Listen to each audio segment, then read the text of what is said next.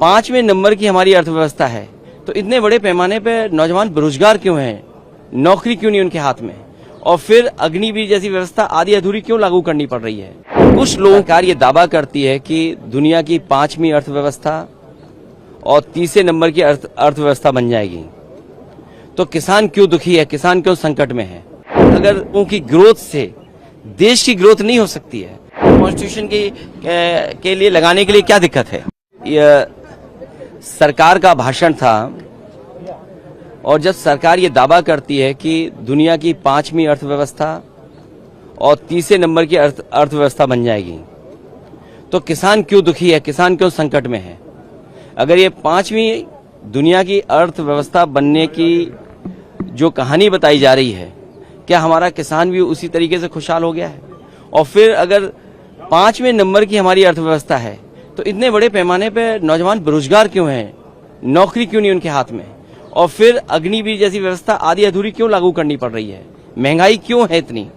और जिस तरह से इन्वेस्टमेंट को लेकर के बड़े बड़े सपने दिखाए थे, सरकार कहती है कि हम सर्विस सेक्टर को भी और इन्वेस्टमेंट को भी देख रहे हैं, तो इन्वेस्टमेंट है कहाँ। अगर इन्वेस्टमेंट होता तो हमारी और ग्रोथ दिखाई देती।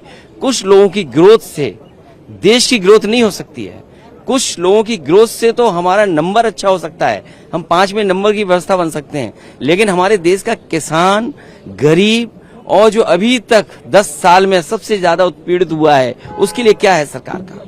और बाकी बातें हम लोग सदन में कहेंगे।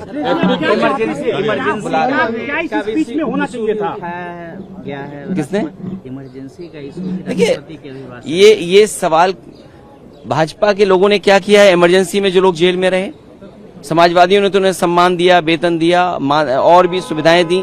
क्या ये सरकार सुविधाएं दे रही है। सुविधाएं दी होती, उनका सम्मान दिया होता, तो शायद बात की होती, तो अच्छा लगता है। देखिए, मैं कह चुका हूं कि उन्हें ये लगा होगा कि प्रधानमंत्री जी जब शपथ लेने गए थे तो प्रणाम नहीं किया था, हो सकता है इसी वजह से उनकी भावना इस तरह की आई हो कि हटे। और कॉन्स्टिट्यूशन, अच्छा कॉन्स्टिट्यूशन, हम ही अगर ये बात पूछें कि सरकार को कॉन्स्टिट्यूशन के लिए लगाने के लिए क्या दिक्कत है।